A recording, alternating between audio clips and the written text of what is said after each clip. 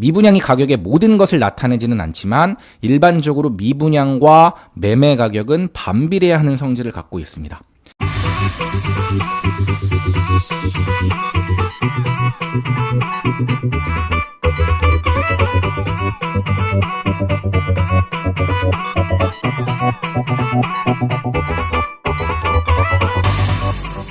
안녕하세요. 대한민국 1호 초이스 헬퍼이자 부동산 가치평가사 시크릿브라더입니다.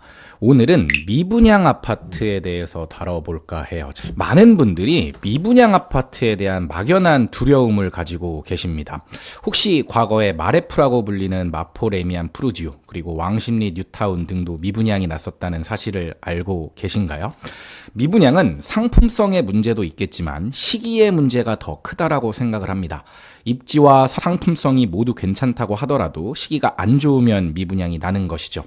그런데 이렇게 질문할 수 있겠죠. 과연 지금과 같이 시장 분위기가 안 좋은 상황에서도 괜찮은 미분양 물건이 있을까요? 지금 미분양 투자로 돈을 벌 수 있을까요? 오늘은 이런 궁금증을 해소시켜드리는 영상입니다.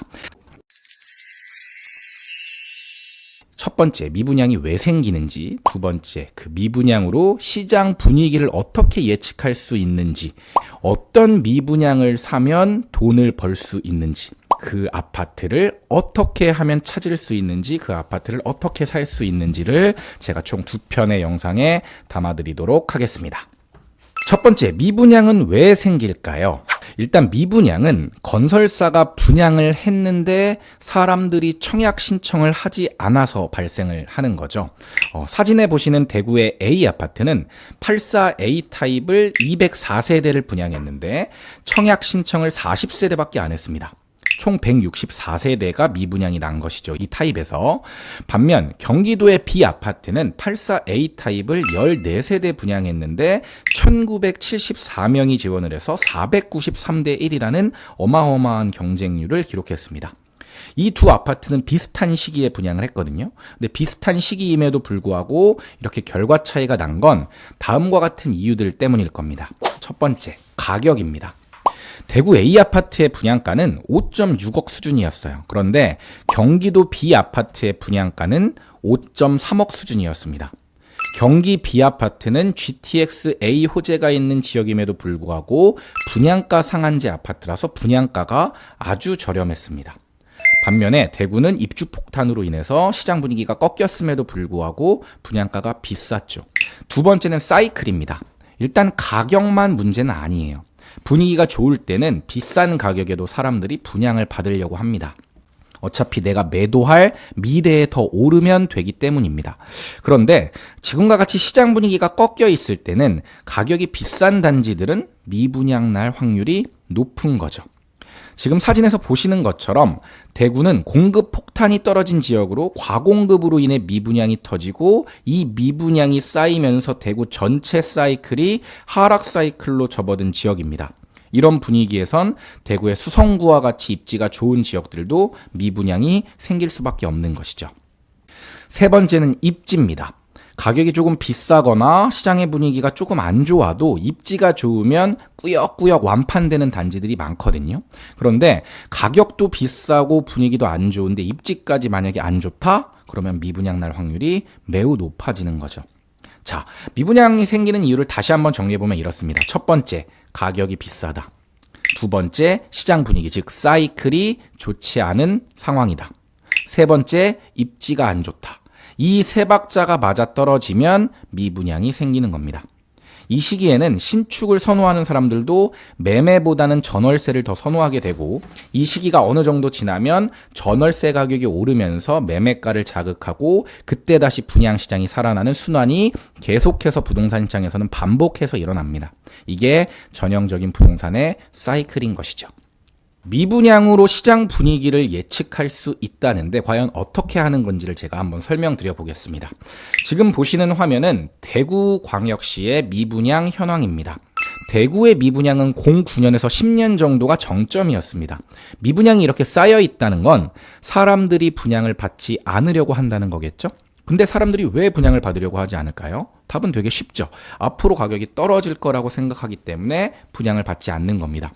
신축으로 내 집을 마련하는 것보다 전월세를 사는 게 더 이득이라고 생각하기 때문에 그런 것이죠. 그런데 10년 하반기부터 11년, 12년으로 가면서 미분양이 갈수록 줄어드는 게 보이시죠?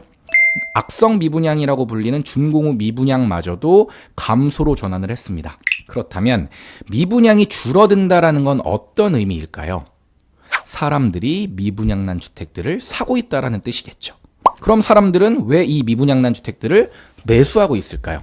이제는 집값이 더 떨어지기보다 오를 거라고 생각하고 거기에 베팅을 했기 때문에 매수를 하겠죠. 미분양이 줄어든다는 것은 수요가 살아나고 있다는 뜻입니다. 그래서 일반적으로 미분양이 줄어들면 가격은 올라갑니다. 반대로 미분양이 증가하면 가격은 떨어질 확률이 높은 거죠. 지금 보시는 화면에서 자주 색깔 그래프가 미분양 그래프고 파란 색깔 그래프가 매매지수라고 보시면 됩니다. 연도 색깔 막대 그래프는 공급 물량이에요. 10년에서 15년도까지가 미분양이 급격히 이제 빠지죠. 미분양이 급격히 빠지니까 매매 가격은 미친 듯이 올라갑니다. 반대로 22년에서 23년에는 공급 물량이 엄청 많고 이에 따라 미분양이 터졌고 여기서 가격이 가파르게 빠진 것이죠.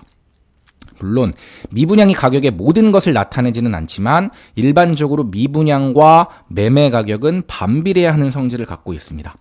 저는 부동산 지표들 가운데 뭐가 제일 중요해요? 라고 만약에 물어보신다면 미분양이라고 답변을 드립니다. 미분양만 보고도 시장 분위기를 예측할 수 있을 정도로 정말 많은 걸 내포하고 있는 것이 미분양 수치이기 때문에 그렇습니다. 때문에 만약에 여러분들이 부동산 투자를 한다면 이 미분양 수치를 반드시 확인하셔야 됩니다. 근데 여기서 중요한 게 또 있습니다. 이걸 꼭 기억하셔야 돼요.